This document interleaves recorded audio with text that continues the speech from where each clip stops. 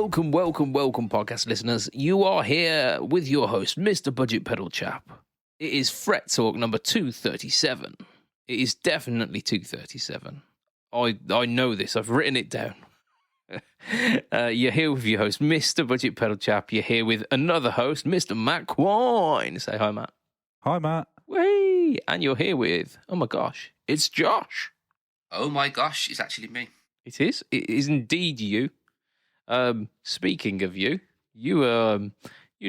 dropped a video on Pedalboards of Doom not moments ago. Did you not? Yes, literally moments ago.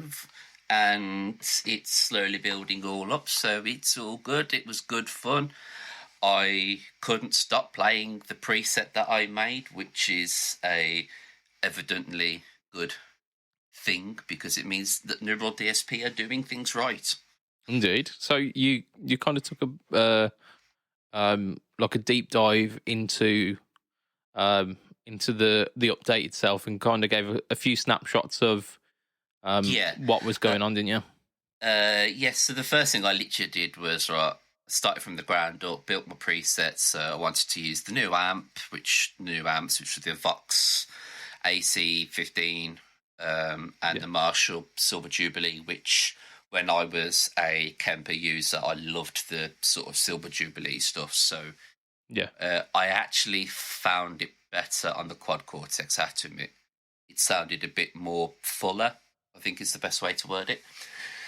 Then I did the new choruses and then just started having a play. And then once I finally got the hang of the freeze function, I was just in my element. Then I did the new delays and a shimmer reverb, which came like 2 updates ago. And I got lost in heaven. Cool. So the freeze function was a new thing.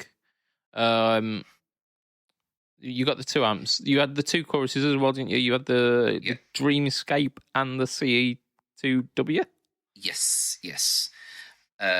Which I think as soon as you turn on the Dreamscape chorus, it's definitely soon like the stock setting is just like, yep, that's a Dream Theater sound right there. It's very unmistakable. And what's actually really good with what they've called it, the Chief CE2W. I mean, Chief is kind of, Okay, yeah. I get you. I get you. And they've actually, when you go into the settings, they've actually even included the 3 toggle switch modes on there.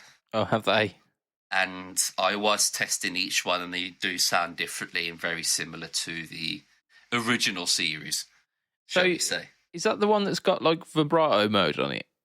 Yeah, it was like there was like a CE1, CEV, and then the CE2W. So I'm guessing obviously one was the CE, the original chorus, the vintage sort of sound.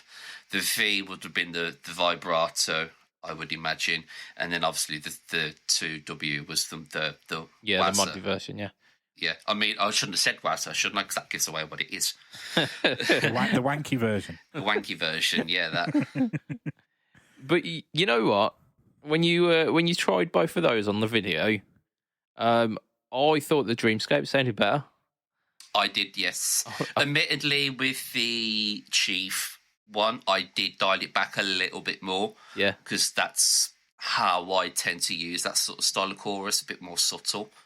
But yeah, I preferred the Dreamscape one, and what I quite liked with the Dreamscape was you have got a high pass, low pass filter on there as well, and the actual controls are quite in depth for it. Nice. The standout for me once I figured it out was being able to use the freeze function. Yeah.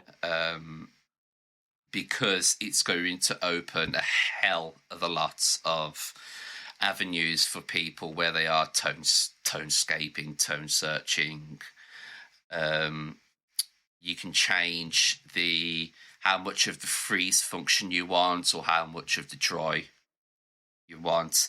You can again add high pass, low pass filter, and you can route it through a different signal path, so you can add different effects to the freeze rather than just having the signal go straight through. Nice. But I literally used it as, okay, you hit a chord, you turn it on, and then that chord just infinitely stays. So you pick what key you want to be in when you're noodling over it. Yeah, like a kind of rudimentary looper. Yeah, like a looper, but you're just playing over an E major chord or whatever. Yeah, like, apparently Satch used to practice modes like that. He'd have two guitars plugged in, and he'd like pluck the E string of one and let it just ring out, and then play like certain modes over something, because it's just the one string. You can go like with any of the tonal options as long as you stay within that key. Mm. That was really cool. But you can do that without having to be as opulent as Joe Satriani and only having one guitar. I haven't figured out. I wanted to obviously trying to see if we could use it as a sustainiac, but trying to do it that way is a bit. You can only really do that if you use it as a momentary switch, which obviously then once your foot's doing that, it's a little bit more difficult. Yeah, yeah, getting the whole like Gary Moore infinite sustain. Yeah, Weird. Or Steve Vai for the love of God sort of vibe. Yeah. For those who aren't massive dads. Yeah, mind you, Steve Vai's he's no spring chicken these days, is he? No. I was going to say, I challenge you to find anybody under the age of 25 who's heard of Steve Vai. I mean, probably a lot of people under 25 have never heard of Gary Moore. Yeah, it saddens me. Most people under the age of 25 haven't heard real music. That's a good point. Indeed. I mean, we're going to be talking about real music a little bit later on, aren't we? Yes, we are. It's a storm brewing. Oh dear. So if you haven't, dear listener, go and watch our Josh's Quad Cortex video. I've seen it twice now. I watched it where like before it came out to tweak the thumbnail picture for it. So I wanted to like get an idea of what the video was about, and then when it dropped as well, I watched it again. And it's like a fine wine; it just keeps getting better the more you drink. Dankeschön. Oh dear. You have been up to more though this week, have you not, Mr. Josh? You've been a busy boy. Yes. I dropped the new episode of Guitar Geeks. We had the wonderful Phil Short, who was Guitar Idol of the Winner back in 2016. And ironically, on the next episode of Guitar Geeks podcast, we actually have the runner-up who he beat, ironically, which made for quite good fun. He does a lot of stuff for Lick Library. He does a lot of the video lessons for those. He is session guitar player for Westlife as well. So does all the Westlife shows. So it's good chatting to him about that and actually, talking about the properly professional side of things and like real musician shit. Yeah. Does he have a stool that he has to stand up from when they do a key change? He literally has like an X marks the spot where he kind of stands, plays, and generally looks good and plays guitar solos where needs be. Oh, nice! I'm gonna have to listen to that one because it. Yeah, it was a lovely chat, and you know what? He was a lovely, lovely chap as well. I must admit. I finally spoken to our resident Fletcher Pickups. Yes. He managed to I sent him a brief intro message. Hi, blah, blah, blah, blah. Looking for some set pickups recommended by Adam and Matt and blah, blah. And he went, oh my gosh, it's Josh. And I was like, yeah, so he knew. So he knew who I was. I mean, he's one of the Patreon backers for this podcast. So if he ain't listening, he's not getting his money's worth. Yes, thank you, Ben. And I said to him what I was kind of looking for, what's in the market, sent a sound clip, and he automatically knew that Dev was, Fishman user, etc., etc. And we went through it, and literally straight off the bat, he said, something like Elysium's or the Purgatory set. Yeah. And he kind of recommended Purgatory set would be the closest sort of thing. So managed to chat to him, hooked up a deal for some Purgatory sets, and they're going to be in a nice silver chrome encasing. Nice. So I am looking forward to getting those. He said about 6 weeks or so. So hopefully by end of March I should have them, go in and get them fitted, and I'm really looking forward to doing a video on them. Indeed. He's a busy boy, is our Fletch. Yeah, I had to give him a lot of credit, and I'm not just saying this because I know he's listening or will be listening, but he got back to me really quickly, really good detail, sorted everything out, answered all the questions, and yeah, if anybody's listening and they're looking for pickups, go straight to him because he knows what he's talking about. He does, and it's a good chat as well. Whenever you're chatting pickups with our Ben, he's as enthusiastic as you are about them. Like he'll absolutely give as good as you give in that conversation, definitely. And you go down a rabbit hole. It led to a conversation that me and Mr. Fletcher had though, and I need to return some of his stuff. Yes. And I did say to him when you sent me the message, just to reiterate that. Yeah. To be fair, it's been on my list, and I'm sure I've mentioned it on the podcast a few times. But yeah, I need to return some of these guitars back to Mr. Fletcher. Sorry, my bad. It's right. Your next set of pickups is going to cost 3 times what you'd actually pay for them. So that's it. Yeah, and it's going to take 12 weeks. It would be sweet retribution, that wouldn't it? But there we go. You've got other things as well you've done this week as well, haven't you? Our Joshy. So you've done. Yes. You've got a vid drops. You've got a podcast. And I have lined up an audition for a band who I put an advert out on the Join My Band just to see what's kind of knocking out there, and had a reply from a band that's signed up with an agency doing gigs. Has got plenty of gigs lined up, earning dollar. Not going to go into too much detail as of yet. It's very similar to the line of work of what I'm used to. Kind of like heavier styles. Actually, no, more, shall we say, cover band-esque. Oh, cool. So we're like rivals now, I guess. Yes, so to speak. Their other guitarist, their rhythm guitarist, lives over in Solihull near me. They've got they all rehearse in Wolverhampton. Hang on a sec. So he lives in Solihull, but so the other guitarist lives this side, and then the singer and I believe the bassist live out Walsall way. So okay. They rehearse in Wolverhampton, and we're looking for a lead guitar player. So, shit, man, that's closer than my lot. And the ironic thing is they said, okay, we can get you in for an audition on Sunday the 13th, and said that date's fine. However, it's my 30th birthday the day before, and I said I'm going to be getting absolutely shit-faced at my house party. So I said, I can come to an audition, but I ain't going to function. Yeah. Yeah, just take that into consideration that I will not be at 100%. I will barely be at 10%. Yeah. So they said they'll sort one out for the week after. So I've got to get quad cortex tone matching.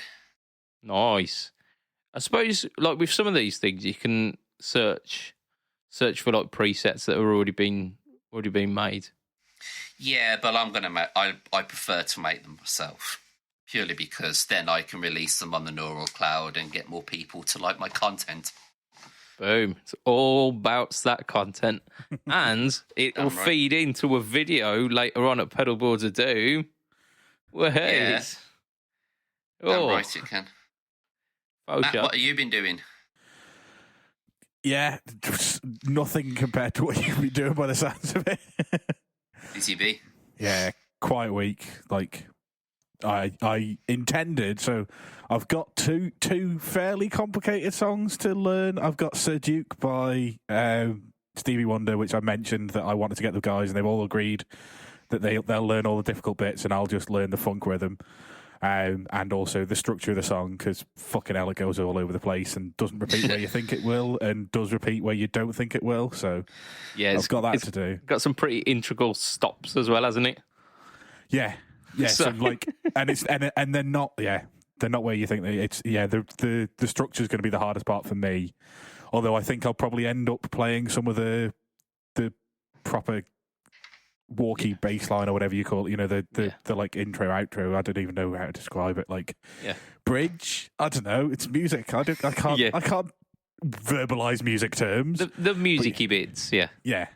But yeah, I'll probably end up, because there's like keyboards and trumpets and a bass playing it, and we don't have a trumpet player, which means our keyboardist will either have to play the keyboard or the trumpet line, and they'll probably need filling out.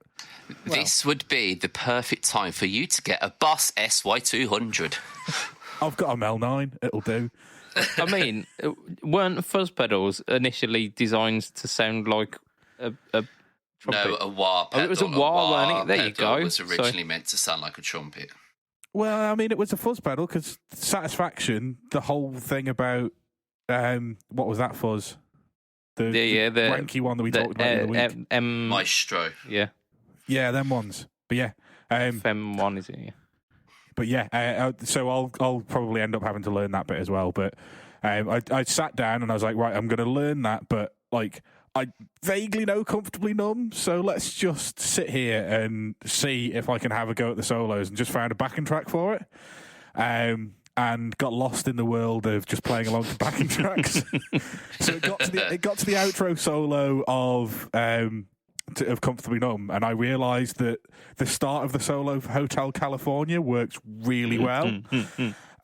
So I did the start of the solo for Hotel California over the end of that, and then kind of just went off on my own thing. And then instead of hitting stop on YouTube and go back to the start and actually trying to play it properly, I just let YouTube go down a rabbit hole of playing backing tracks and just playing over them. So I spent 3 hours playing over like Hendrix stuff and like random blues backing track number 4 in G sharp. Lost about 3 hours worth of playing time, and am no closer to learning either of the songs that I need to learn. I mean, it sounds like an afternoon well spent, though. So it was like I really enjoyed it, and I like I say, I've not really been playing much recently, so like I had fun, but it was not productive in any way. That's the main thing, as long as it's fun. It weren't like targeted productiveness, but like just playing in general is like dusting off the cobwebs at least. Yeah, and that's it. And I'll have to either sit down one night this week or over the weekend and actually learn what I was supposed to. But just another excuse to pull the guitar out of the bag again. Yeah, I mean, it's probably best to save Comfortably Numb for the second song. Yeah, well, I'll just pull. I need to pull the Strat out of the thing because I think it needs restringing anyway. Yeah, and if I'm playing funk, I need the Strat, so I'll do that. And then, I mean, obviously Gilmore used the Strat anyway, so then I'll have the right guitar and I've learned the funky song, and then I can go and play blues licks over a prog song and piss people off. That's it. Fun fact, I was watching a cover band years ago because one of my friends was one of the guitarists in it, and they were doing, the usual sort of odds and sods. And then he put his lovely Gibson Les Paul standard down, picked up his Strat, did a few Strat songs, and then did Sweet Child of Mine on a Strat. And I was just like, you've got a Les Paul right there. What are you doing? I watched a band when I was about 14, and the guy had spent 80% of this set playing with an SG, and it was mostly rock songs. It was mostly stuff that you'd associate with a Les Paul. He puts the SG down, does one song on a Gretsch that was a jam song, so I understand why he picked the Gretsch up, because they like use that kind of thing, and then straight away went into AC/DC. He was the only guitarist, and I'm like, okay, yeah, Malcolm Young did use a Gretsch, but you're doing all of Angus Young's parts. It ended up being 3 AC/DC songs, and he did it all with a Gretsch. You got to respect that, man. I was just like, okay, either you love Malcolm Young, or you don't understand, or I don't know what's going on here. But you put down a cherry red SG, picked up a Gretsch, and it wasn't even a double cut. It was a single cut Gretsch. Oh, it's just it was the weirdest thing. Like I don't understand why they did that, but yeah, it's always stuck with me. It's like one of my earliest. I think I probably started learning guitar about 3 or 4 months earlier, and it was like one of my defining moments. Is I'm never going to do that. I mean, if you've got the right tool for it, it's like using a spanner to knock in a nail when there's a hammer sat right next to you. In my head, that was exactly what I was thinking. It works, but why? Look, like actively putting the hammer down and then rifling through the bag to pick up a spanner and go, oh no, this nail needs this. That's funny. Oh, absolute dickhead move, but. I mean, we've all seen it. We've all seen someone do absolutely inane, stupid shit like that. Yeah. Go on. I'll talk about the pedal that I've done this week. In fact, I'll talk about the one that I did last week because it's doing incredibly well. The video, it's like about 2,500 views maybe since. So it's only been maybe about 4 days, been released 4 days.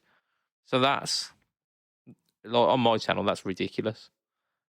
It's probably, if it continues on at that rate, it will probably be about the 1,000 mark within a month, which, again, I don't think that's ever happened. I think the biggest one that I've got on my channel at the moment is something like 10,000 views. But that was the first one. That was literally the first No Talk All Tone, which was about 4 years ago. So it's had quite a while to do that. So this one, but it's a pedal which like a few people have mentioned to me as being like a legit pedal. So it's obviously got that search behind it. If you haven't watched it yet, go onto the Budget Pedal Chap YouTube channel and look for the Mosky Spring Reverb. You will not be disappointed. Apparently, even those people with the Mosky Spring Reverb say, well, hang on, this sounds different than mine. So, like, even if you've got one yourself, check it out, because it might surprise you. But this week, I had a little rifle through my pedal collection, and I looked for stuff that I haven't done yet. And I've got like various unnamed boxes of pedals. And I came out with something which might please our absent co-host, Lee Padabadabadoo. So I found a modded version of the MXR Blue Box, like a clone, but with a special mod. So, like, naturally, I thought, well, this is an opportunity to take the piss out of Lee. So I'm going to do this as a No Talk All Tone. And say it comes to the special mod, does it turn up with a Vespa and some really stupid Ben Sherman jacket? I mean, not those kind of special mods, no, but granted. So it's with your Blue Box. It's a 2-knob pedal. You've basically got like a blend control and like an output control. It's like output and mix or output and blend, and it or something like that. Yeah. I think it's output and mix actually, but it essentially what you get is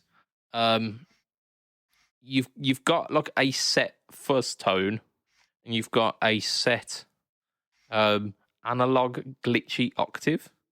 Like it's an octave below, so like really kind of synthy, dirty sounding octave. And the mix control just mixes between like fully fuzz or fully octave. So you can completely cut out your quote unquote dry guitar signal, like the fuzzed up original guitar signal, and you can just have like broken Casio keyboard sounding like octave. So it's a really strange one, and that's the blue box like in and of itself anyway. So it's got that, but then it's got this flick switch in the middle, which takes the original glitchy octave and then drops that down by an octave, which doesn't do anything for the tracking. I mean, if anything, it makes it worse. But I think that's part of the charm. And actually, I was expecting to be really ripping the piss out of Lee this week on this one, and just basically asking him how he could enjoy this pedal. But I did have fun. I really enjoyed it. If you can't get lost playing a fuzz and enjoying playing the fuzz, you just haven't found the right one for you yet. Yeah. I mean, I've played a fair few. I was listening back actually to an old No Talk or Tone this week because it came up on my time hop. So that's how you get all your views. Ah. No, it came up as like a minute clip of it through my Facebook page, and there was like a Jedsped, the American Popmeister, which is essentially the Devi of a sodomizer. And I remembered playing that and it being okay. Like it was a well put together pedal, but I thought it's not really for me. But I listened back to it and thought, actually, these sounds are really good. So I'm gonna have to dig that one out again. And that's when you realise you sold it. No, I've got it. I've got all of the Jedspeds ones that he sent through. Just because I like having a large collection of like weird and wonderful pedals. In fact, actually, I use one of them on my gigging board, the Auto Wah, because like ain't nobody not getting up and dancing when your guitar goes wow wacka wow wacka wacka wow wow Wow, chicka, wow, wow. So I use that one on the regs. But yeah, like this blue box, really quite interesting. Not like nowhere near as usable as pedals that I would suggest are the best pedals. So I still maintain that Lee is incorrect. But he's not as incorrect as I thought, and it's given me a little bit of an existential crisis here. What, that Lee's right? Or Well, yeah, like because in my mind, Lee's the complete opposite end of the spectrum to me, and actually, we're meeting somewhere in the middle here, and it's making me feel uneasy. But there you go. Listeners, make of that what you will. Yeah, exactly. Like, dare I say, are we becoming best friends? Yes, that is right. It is flying pigs over France. Whee. Indeed. We've got a little bit of stuff we need to do, like a bit of housekeeping we need to do before we go on to the fully fledged news this week. And it cropped up from a conversation we were having before the podcast. So this is going to be our discussion topic here. So get ready for it. In our group chat, Josh, you put the comment, and I quote as follows: Anybody over the age, I'm going to say it, of 30, but that's not wrong because I'm about to approach 30. Anybody that is classed as growing up in the 80s will find this as a triggering conversation topic. Yeah, so like this is our prerequisite spoiler warning here, like a disclaimer. Right, so this was your comment here. All of Metallica's covers on Garage Inc. are better than the original. Fact. Let that sink in for a moment before we dissect this one. So I'm gonna put my hands up and say that I've heard very, very few songs from Garage Inc. But then why are you even weighing in on this competition if you've barely even heard? That's like me saying, "Oh, I'm sorry, but you can't be." He's the biggest Thin Lizzy fan in the universe. But that's like me saying, "Oh, I don't like fish, but I've never ever trying fish." Okay. Just so, what you're saying is, if you speak to a man who's never tried broccoli, who says I don't like broccoli, and then you speak to a man who says I've tried broccoli once and I don't like it, and that the man who's tried broccoli once has a better opinion than the man who's never tried broccoli, yeah? Yes. Okay, now replace tried broccoli with gay sex. Is the man who's tried gay sex once but doesn't like it less gay than the guy who's never tried gay sex? If one wants to master the art, you must try all aspects of it. I mean, I was just clarifying that was your position. Okay. So we've taken from this that Josh is all in. Funny enough, the decision is made, he's all. Onto another thing, and my parents are both religious, and they were watching a Ricky Gervais comedy, and he said, "But the stupidest thing is about God is that he puts the male G spot up the arse and then prohibits anal sex and sex in men." Yeah. If you've not listened to Garage Inc. and you've not listened through the covers, then you have absolutely no right to be saying, "Oh, well, they suck." I have listened to both Garage Inc. and I've listened to a lot of the originals as well. So, okay, we'll take, as you're a big Lizzy fan, Whiskey in the Jar. Yeah. The original to that is blander than toilet paper, and then you've got Metallica. Whoa! You see, I was on your side, Josh, but no. It is though. And then Metallica just bring it to life that little bit more. Then you've got things like Stone Cold Crazy. They've got a bit more power. They've got a bit more punch to it. Bread Fan, again, they've got a bit more power. They've got a bit more punch. Blitzkrieg, again, banger. Merciful of Fate, banger. Like, what is going on with you? Can I just interject here and say banger? I hardly know her. So I'm going to wind straight back to the initial comment of I've only listened to like a handful of the tracks out of the Garage Inc. album rather than the entire thing. Like you said, it's like saying like someone who's tried a few fish, and if those fish tasted like hot garbage, you'd go, I'm probably not going to try more fish because these 3 fish that I ate tasted like vomit in my mouth. So that is the experience for which Metallica have done to these songs. So we will start with Whiskey in the Jar, which has got like the Lizzy version, which starts with an intro, like an intro in A minor, and then winds into the song. Metallica fuck that right off because they say to subtlety and nuance a big fuck you. But when have Metallica ever been subtle? And that's the problem. Like, yeah is pretty much Metallica's attitude to like music making, and it's okay when you're 13, and that kind of shit is the coolest shit on the planet.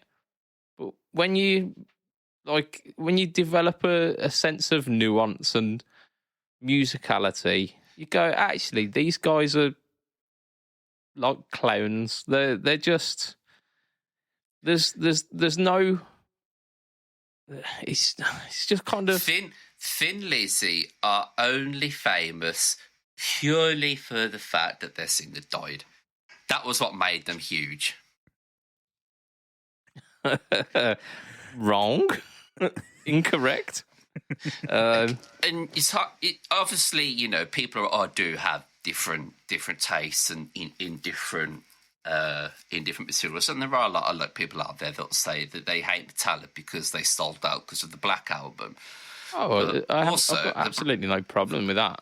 The Black Album was also one of the best produced albums out there. Simple as it's sounding wise, it's phenomenal.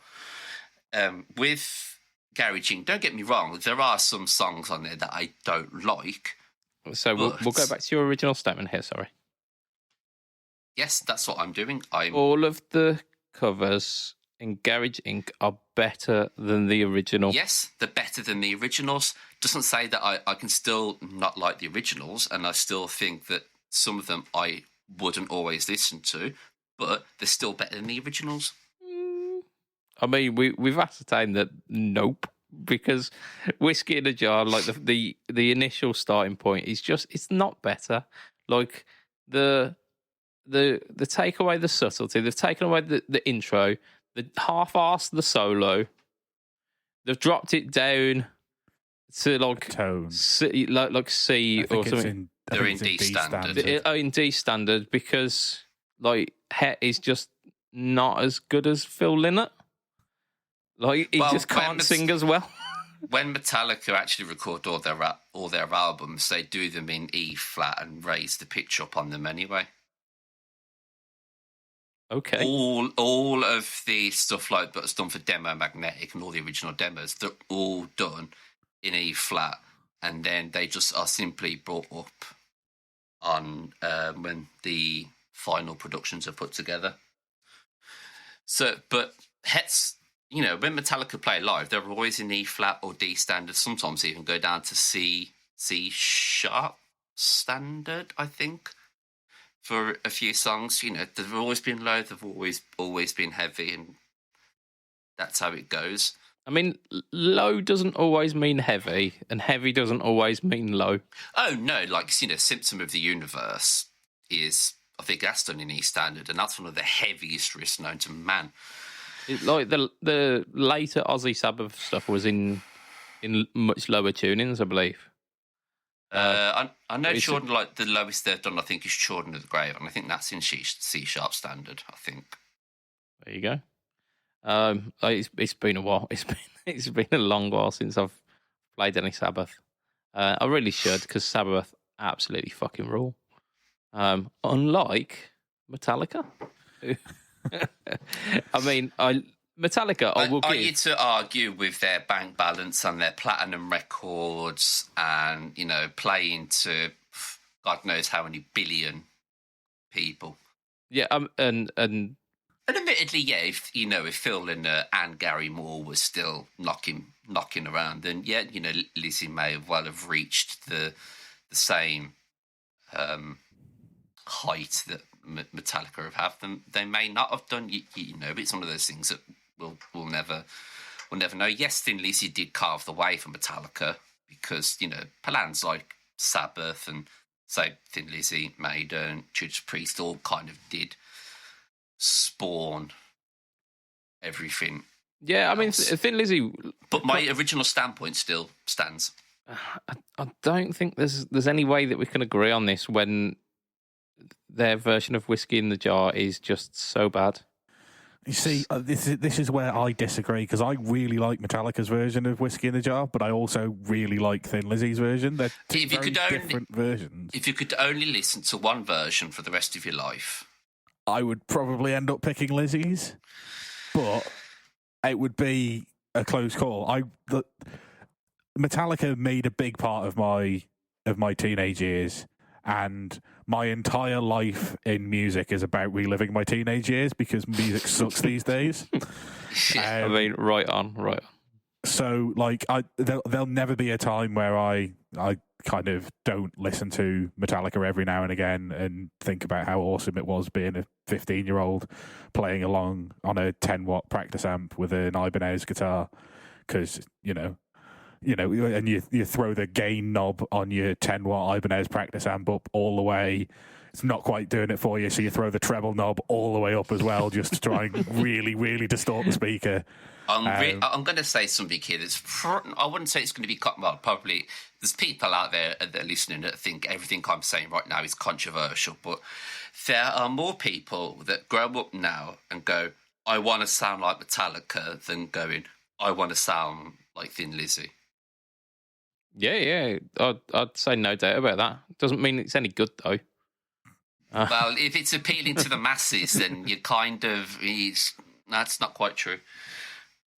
If you're appealing to the masses, then it's categorical. Okay, you can say with pop music it appeals to the masses. Okay, yes, I admit it's shit. But... Yeah. And that kind of makes my actual comment kind of, useless. But, yeah, I'm digging a grave here. However, it still stands. Yeah, I mean, Little Mix sell out like venues up and down the country.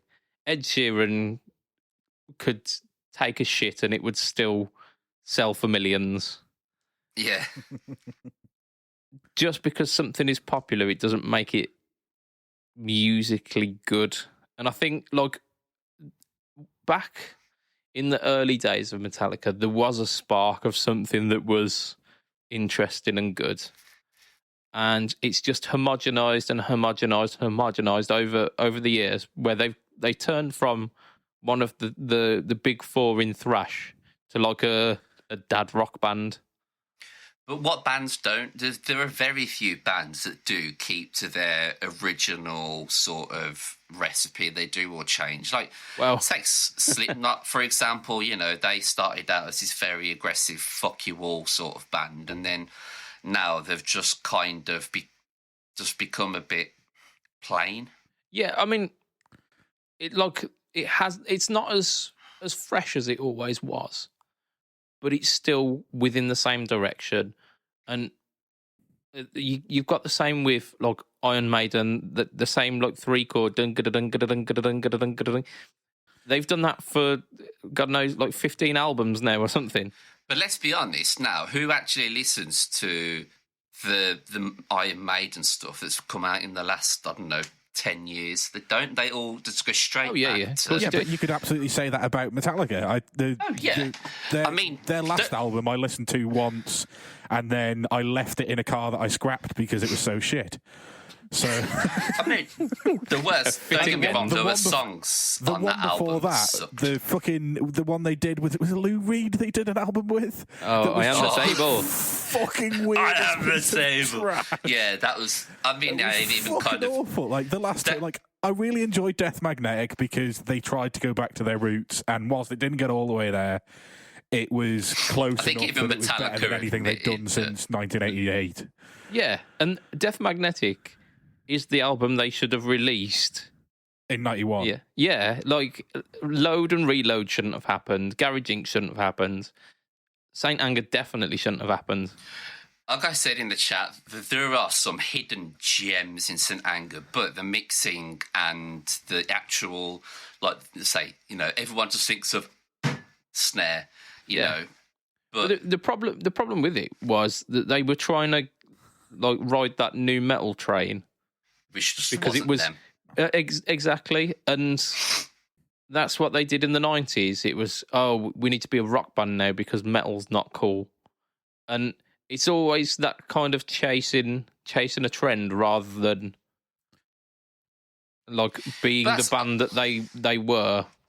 And I know that kind of sucks to say that they're trying something new and they should feel bad about it. But that is the natural order of like rock bands. They should be going out there and milking like the hits they had in the 80s. And are you saying that you are annoyed that they tried to stay current and successful? But they tried to stay like current and relevant when they were like 50-year-old dudes. Yeah, but I mean, like, I don't have a problem with that. I think St. Anger, is an awful album, and I don't think you can justify it, Josh, as much as you say there's some gems I very rarely listen to St. Anger. They basically have one of the more proficient lead guitarists in metal music, and they told him not to play any solos for an album. And it wasn't a Metallica album, really. It was just an album where they'd come up with some riffs whilst they were all dodging in and out of rehab, and they threw it together and tried to release it, and it was not great. And it was definitely an album that shouldn't have happened. Yeah, and I didn't particularly enjoy Load or Reload. Like I saw them at Sonosphere when the Big Four got together for the first time for that tour in 2011, and they did. They did Am I Evil with everybody. Yeah, they did Am I Evil with everybody. But they did The Memory Remains, and literally, bearing in mind this is a metal festival, it was at Sonosphere Festival, which is for people who are supposed to love this music, and the audible groan as they started The Memory Remains was it just said everything about Metallica. But see, when I saw them I saw them in 2019. The second song they played was The Memory Remains, and that had the biggest singing along of the whole crowd from the whole night. That just shocks. Like I say, there was literally an audible groan over the top of Metallica playing, which, like, as you know, is fucking loud, especially at a festival. But yeah, it's just like the kind of things that they needed to stick to. And like Adam made a mistake earlier before the podcast of saying that they shouldn't have written anything after Ride the Lightning. And I'll allow puppets. Go on. Like, I was just going to say, like, probably Justice for All. Yeah. And Justice for All, maybe not, because like it's again badly mixed, but certainly Puppets. Like I don't think it's my favorite album is their first album. I think it blows everything out of the water because it's so raw. But Orion and Battery are probably my two favorite Metallica songs, and they're both on Puppets. So you can't tell me that album should. Master of Puppets is one of the very few albums by bands out there where every song is a solid 10 out of 10. I can't remember the track list off the top of my head. But I might not argue with it. I mean, Battery, yes. Master of Puppets, yes. Orion, yes. Damaging, Disposable Heroes, Welcome Home Sanitarium, Leper Messiah. Am I missing one? Harvester? No, that's Justice. That's Justice, yeah. I'm missing one more. You are missing. I think the thing that should not be. Yeah, that is a brutally heavy song, and all of those are solid 10 out of 10 songs. I mean, like as far as Metallica go, it's like where the Eye of the Storm meets, isn't it? It's the perfect storm for them. I've just noticed that we've got 10 minutes each left of the podcast. And we spent half of it talking about Metallica. So we should probably wrap it up. I think we've made our points there. Podcast listeners, you decide whether or not you think, and I'm not even sure why I'm saying this out loud, but you decide whether or not you think all of Metallica's covers on Garage Inc. are better than the original. If the glove fits, you must acquit. Next week when we shoot another episode, I want to know what these results are. Yeah, me too. Right, let's talk about, because it was going to be a new pedals. It was supposed to be a Space Echo. It was supposed to be a Space Echo special. Turns out it's a Metallic, like shitting on Metallica special. So last week there was a silly eBay seller who had put up these rather interesting looking RE2 pedals. So it looked like almost like the Photoshops that you've been seeing for years, but in real pedal format. And then the listing went down, and then all the people who had ordered these pedals got refunds, and their thingies cancelled very abruptly. So that was kind of suspect. This week, Boss have announced the RE2. Well, the funny thing was, I sent it in the chat and I said, "Is this a thing?" And then Lee was just like, "Oh no, they've been saying it for years." The day after, RE2, and I was like, "Fucking knew it." I mean, maybe he didn't know. I'm calling bullshit on that, but who knows?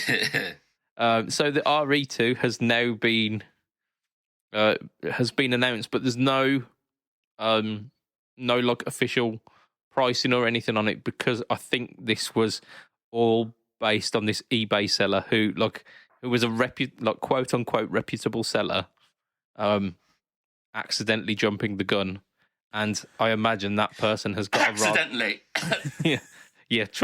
Trying to like sneak some sales in real quick. Well, do you not remember? Was it 2 or 3 years ago where something went on to the Sweetwater website but wasn't released, and then somebody hacked the Sweetwater website and in the unlisted pages found some pedals that hadn't yet been released, and that was a whole big scandal. So yeah, that was skipped the hacker part, and they've just put the pedal, they picked the photos and released them straight away.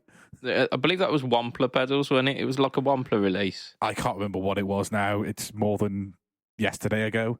Yeah, more than yeah. No, absolutely legit.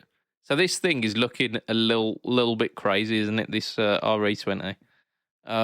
It's in a compact Boss format. So original RE201 was like a rack unit. Yeah, it was a rack unit. It had like a tape, an actual like physical tape for the tape echo, and then it had a spring reverb built in as well, because it was in a time before electronics were so good. So it was like a legit unit. Then the the RE20 came out, which was like those dual foot switch Cosm units. Yeah. Which are collector's items. People love them, but apparently have massive tone suck.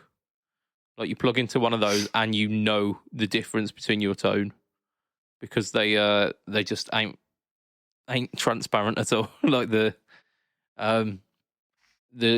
beauty and the quality of the original 201, which I assume had like an analog preamp unit, that didn't happen with the Cosm units.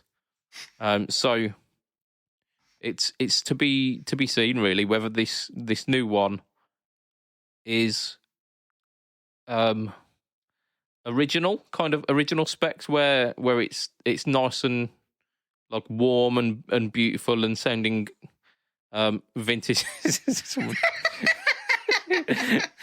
So he ended the podcast last week. He ended the podcast last week with the a worst fart. thing is, it's just my fucking chair. It's it's not. I mean, it won't be when I edit it.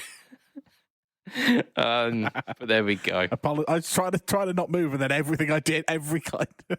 Yeah, I did notice that you were having a little giggle. So what are we thinking about this RE2? Because there's no actual info on it just yet. I want one so much. I mean, they're going to be popular. Opinion. Jacks are on the side, aren't they? They are. I mean, it's a Boss pedal. One of my favourite album sounds was done in the Tosca Song Congress, and an ambient section of that was used with an original Boss Space Echo. Nice. And I absolutely love the sound of that, and I would buy the pedal just to replicate that sound. Yeah, I mean, I had one of my chaps on Instagram, or it might have been on my Facebook page actually. John By had said like he was really interested in the RE2 because he's got an RE20 and it's a really different beast. Like the sounds that you get in those units, you just can't get anywhere else. So I think I might have to drop down this rabbit hole a little bit. I'm definitely not going in like both feet first. I'm just going and buying an RE2. That ain't how I play things. Yeah. So he's going to get the other version of a pedal that's also been announced this week. Yeah, I mean, there are a couple of like Space Echo themed plugins that are floating about. So I might see what the crack is with them and see like how different these sounds are and whether or not I like them. And there's two extra benefits to those plugins. One, the jacks aren't on the side of the pedal. And two, they don't have stupid concentric pots, and this has got stupid concentric pots. And therefore, I'm never, ever going to even touch it. Because concentric pots on Boss pedals means the Boss pedal is awful, if in my experience in the past. I've had 2 Boss pedals with concentric pots, and they were fucking trash, and I'm never buying another one. Cries in Metal Zone. But yeah, like, I agree. Like, concentric pots on a pedal. I've got a couple of Marshall pedals that have got those concentric pots. Yeah. And I've got a few Dan Electro pedals that have got even worse concentric pots, because the knob that they use, they've basically just cut in half. So there's no like lip for the top concentric pot. They just move together. Like, no matter what you do, they move together. But concentric pots, bane of my existence, really shitty. They make doing No Talk All Tone demos really hard, and I'm not about that life. So the RE2 will not be making its way onto the No Talk All Tone series anytime soon, unless I can pick one up for like 15 quid. So good luck with that, because I imagine these will be 200 quid. Oh yeah, and they're gonna retain their value for pretty much my entire lifetime. So yeah, I'm very surprised that these don't have a W on the end. Yeah, that surprised me as well. But because it's not a direct copy of a pedal that has been previously released, that's probably why. But didn't they finally break that mold at one point? I feel like they released something that was the TB2W. Yeah. So they've broken that mold now, so they can charge an extra 50 quid for a buffer that doesn't exist. I mean, what? The TU2W. An extra 100 quid to get a tuner because it's black. Yeah, but the buffer's better. Yeah. Sure. Excellent. Sure. Look, I don't care about the buffer in my tuner. But hey. So that was released or announced, by Boss.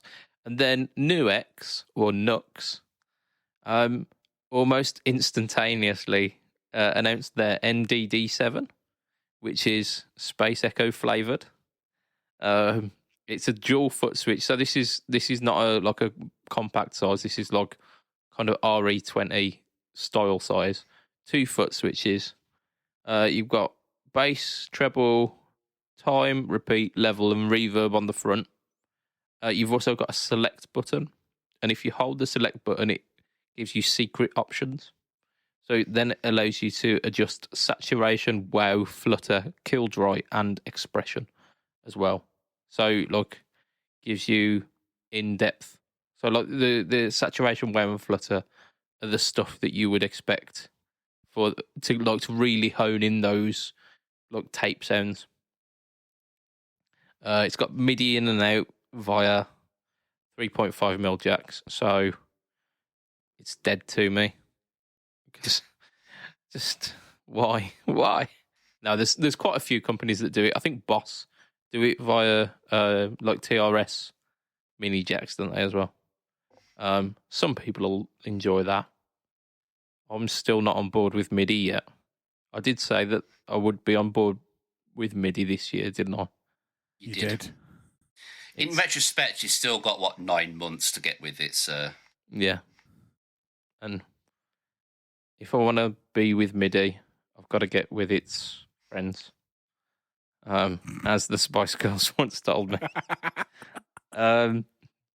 It's got with this Nuix pedal as well. There are two buttons.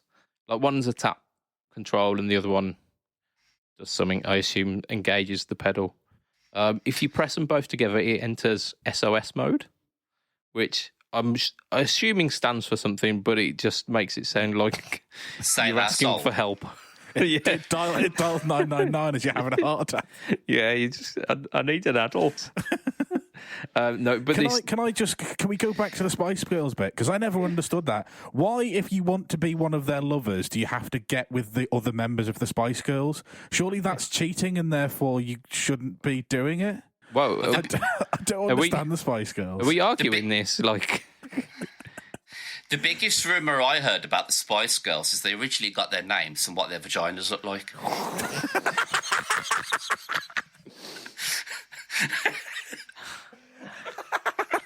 Shit, man. I mean, don't read into it. Like, don't think about any of the names. Don't. Because the more you scrutinise that comment, the worse it gets. Oh, man. Oh, Josh, I love you, mate. It's staying in. It really is. Oh, dear. But just to justify it from our end, Josh is now crying. And the thoughts that's going to be the quickest thing I've ever said in my life. The thoughts and opinions of Josh. Yeah, I mean, if you want to give anyone hate for this, like, just direct it to Josh. Oh my gosh, it's Josh. That's it, yeah. Corona Mortis on Instagram. Joshy it hurts VM to on laugh. YouTube. Oh dear. So Save Our Souls mode engages a loop function. So it also has a built-in looper, apparently. Not a particularly extensive one. It's like 40 seconds worth of loop time, which, like, some boast like minutes worth, whereas 40 seconds doesn't hardly seem anything. But, Well, I mean, that's fine to put together a 12-bar like loop, which is what all the dads that buy this pedal because they had one in the 70s will do anyway. yeah, why not? That's it. 40 seconds worth of 2 chords. It's fine. At 3, I said 12-bar. Spicy. Yeah, so that's that. That's pretty much that. That comes in at 142 quid. I think. So that's quite expensive for a Nux pedal, I have to say. But I mean, it they're could not end the up being one of their best sellers. They're not the cheapest of brands, but they usually pack so much into their pedals. Yeah. Like the horsey pedal that I've got, the Horseman, is both the silver clon and the gold clon together. So there's like a momentary switch that you switch between, and then it switches to the different modes. I borrowed the Monterey Vibe off Will, and he, like, that one, it's got the chorus and vibrato mode again on a momentary switch. And these are the mini pedals that are like 40, 50 quid with like dual mode on them. Tidy. So, like, they really do, like, pack it full of stuff. And the fact that these have got like MIDI in, it's like, you know where your money's going with it. They're built to a price point, but they're not ripping you off. It's not like going, yeah, we've found some unicorn piss diodes for this, so I don't know, like $3,000. Yeah, sound. Yeah, something like that. No, they're hooking you up with like the tech that you might want. So that's cool. Does it come with a free Spice Girl? The Space Ghettos. Yeah. Oh dear. I think that's probably a podcast title, isn't it? We have got some more news. Do we want to do it? Like, let's throw it in as a free tidbit. Go on. I mean, we don't really care too much, do we? It's probably a decent enough thing, but we don't really care. Origin have released some stuff. Yeah, they were teasing that they were going to release a new thing, and then it ended up being bass pedals, which nobody expected. Let's be honest. No, not in a month of Sundays. So what are these bass pedals all about then? So they're kind of similar circuitry to the Revival Drive and Revival Compact pedals, but for bassists. Yeah, I think they've taken the Revival Compact, because the Revival Drive was all encompassing but very, very complex, and I think they took that on board, and then they created the Compact, and it's been much more well received. So they've gone for that kind of layout with these bass pedals.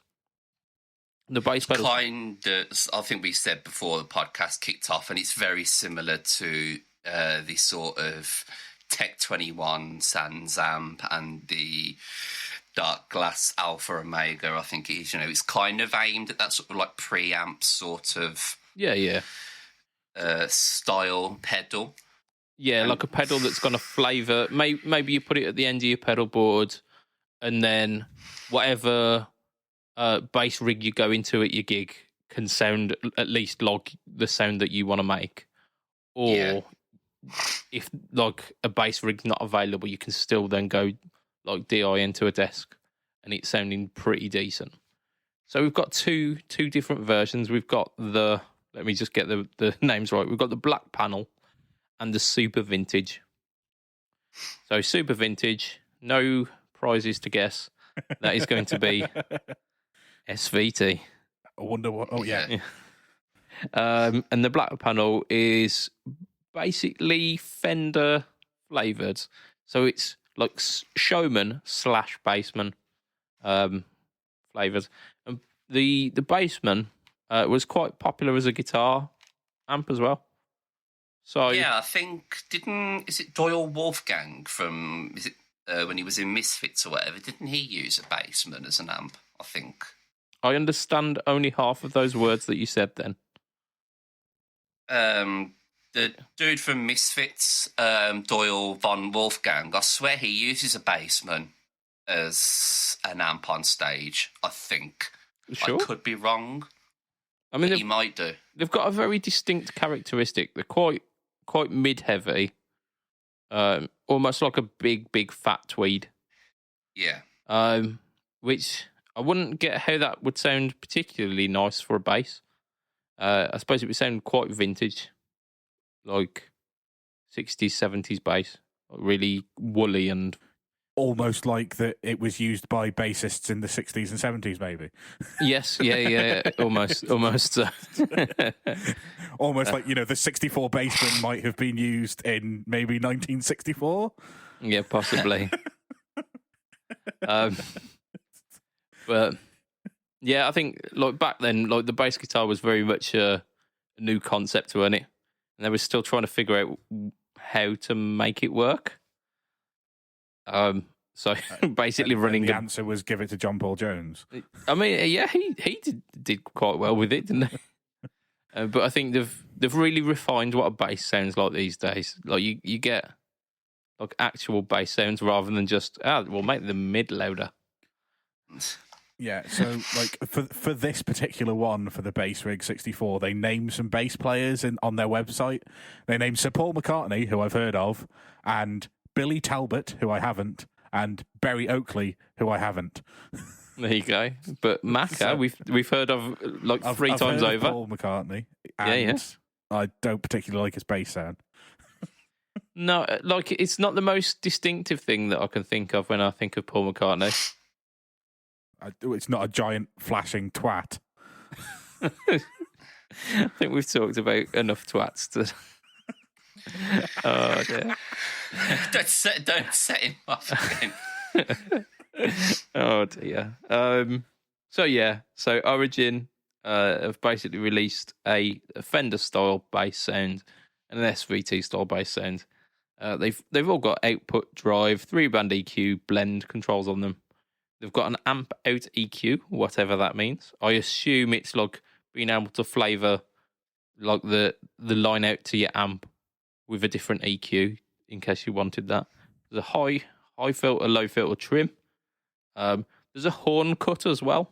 So if you are adding drive to it, it can, if you've got too much top end detail, it can get really fizzy sounding on the bass. So essentially what that's doing is like taking out the little mini speaker that you'd get in a bass rig so that you get less of the fizzy high end frequencies. To be fair, though, like with this sort of pedal, it sounds far too complex for a guitarist, let alone a bass player. It just needs an on and off switch. Yeah. If they were making this pedal designed for a bass player, like designed for bass, but for a guitar player, it would be a big box with a button and one knob. No, the knob's going too much. Loud or quiet? Do you want it loud? Do you want it quiet? And then like the on off. Yeah, justice for all setting off. And that kind of feeds into like how I remember the Origin pedals, because I've had a go at the big, the not the compact, but the Revival Drive that was the 2-channel one. Yeah, and it was just so complicated to use. Like to me, these are studio products. They're something that you have in the recording studio that you book, and it's already there. And somebody's kind of set it up, but you can do a little bit of tweaking, but it's almost there anyway, and you don't really need to do much to it. Yeah. And then you can pretend like you've never seen one again, because Jesus Christ, trying to sit down with one of these on a pedal board where you've got to kneel down to get to it and then tweak this, and you go, no, that wasn't the bit that I actually wanted to tweak, so let's put that one back and then change the next knob. And like this has got dip switches all over the place, and like you can turn off DI cab simming, and just far too much complicated stuff for me anyway. Yeah, and I bet it's probably got internal trim pots as well, which would be even more annoying. Oh, without a doubt. So I think this feeds into the train of thought that there are two types of people in this world, and there are the type of people who would like the Revival Drive one knob, which is just switch it on and you've just got a loud knob. Maybe it's not even hooked up to anything, but it just makes you feel like you're doing something. You go, I've really dialed that in really good. And then you've got the guys who get really hard for dip switches and like 7 different parameters of EQ shift. And just they are all about that life. They spend like the hour or whatever of packing time at a gig to really dial in their compressor tone, and from that you can probably guess which type of people we are. But yeah, I mean, there's definitely a market for it. Origin go from strength to strength, and people, I hear about the Cali 76 more often than I should about any compressor. So, like, kudos for that. And they did do a simple version of that as well, didn't they? Like, they did they did a 3 knob version of the Cali 76. So maybe in the future, we're going to be talking like 3 knob versions of these for guitarists. But there you go. Like that, it's a product. I think they've given a price for these as well. They're going to be $399. So it's a tough market, because we've mentioned the Sans amp before. They were $229, weren't they? Yep. Josh, you mentioned EHX to the Battalion. Battalion, yeah. And that which is, I think is about 170. No, it's less than that's 129 at the moment. There you go. So I'm in no way suggesting that the Battalion will be as extensive or even like as good fidelity sound wise as one of these Origin pedals. And the Dark Glass Alpha Omega is 249. Yeah, so it's a tough gig. It's a tough gig. Like if anyone can do it though, Origin can do it. They are expensive, but you do get what you pay for, I think. Yeah. Yeah. I mean, but at that price, £400, you could get an HX Stomp. And there's bass sounds in that. But then there's also guitar sounds and modulation and reverb and delay and so on and so forth. But there you go. That is us for this week. I think I've had enough of talking about bass products. Spice Girls. Space Ghetto. Oh dear. Right, let's open this book up again, because I need to give a sizable acknowledgement to our Patreon backers. For as little as $2 a month, you, yes, I'm pointing at you, you can be one of these people. And they are as follows: Mr. Andrew Brimson, Mr. Adam Yeomans, Mr. Doug Christ of 37 Effects, of Just Surprise Me podcast, and Masters of the Cinematic Universe podcast. Both very good. I've just got on board with the just surprised me actually. I've downloaded a few episodes of that, and I am enjoying. It's basically Masters of the Cinematic Universe, but without topics. So it's great. We've got Mr. Huge Erection. Whee! Correct response. We've got Mr. Ben Fletcher of Fletcher Pickups. Thank you, Ben. As mentioned earlier by Josh. And we've got Mr. Brian Gower of the Tone Jerks podcast and the Second Burn podcast. Oh, what a show this week. What a show. It is definitely gonna take some editing. Oh dear. So if you want to catch me online, I am BudgetPedalChap. You can find me on Instagram, Facebook, and YouTube. YouTube is the home to the No Talk All Tone series. Josh, you are on Instagram at the Corona Mortis, and you are on YouTube as Joshy ZK. And the Guitar Geeks podcast. Exactly that. And you are on Pedalboards of Doom this week. Yes, watch my video. Indeed, watch his video. And Matt, you're not Twitch streaming anymore. No, and haven't been for a couple of years. I don't know why you brought it up last week. I don't know. Neither do I. But I'll bring it up again this week, just in case anyone wants to sub. If that's how that works, I don't know. That's a completely different podcast. That's it. Matt, so it's heel_Matt Q at OnlyFans. Yeah. Twitch and Twitter, not Twinstagram. No, the other way. Not Twitch, Twitter and Twinstagram. He's done it again. He's done it, yeah. Dear. Oh. I mean, well. technically the Twitch channel's still there. I just haven't uploaded any. Well, I haven't streamed for probably getting on for 2.5 years thinking about it. Well, there you go. So if you want to catch some classic Matt on Twitch. I don't even know whether the VODs were probably removed because I used to stream with music in the background, and then there was that whole thing about you can't have licensed music. You can't have fun, damn it. Yeah. Damn it, Matt. Unless you're Matt Heafy. Indeed. Yeah. So that is us for this week. It is a podcast. We've definitely got enough time because it's now approaching an hour and 20 on my timer anyway. So from myself, Mr. Budget Pedal Chap, from Mr. Matt Quine. Say bye, Matt. Bye, Matt. Whee! Sarcastically, but I'll take it. And oh my gosh, it is Josh. Thank you, everybody. Indeed. It will be a tatty bye. And good night for this week. Good night. Goodbye. Toodle pip. Shut a bit. Bye.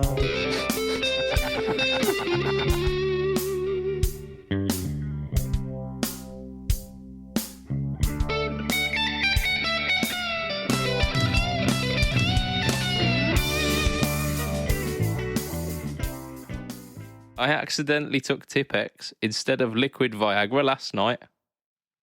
I woke up with a huge correction.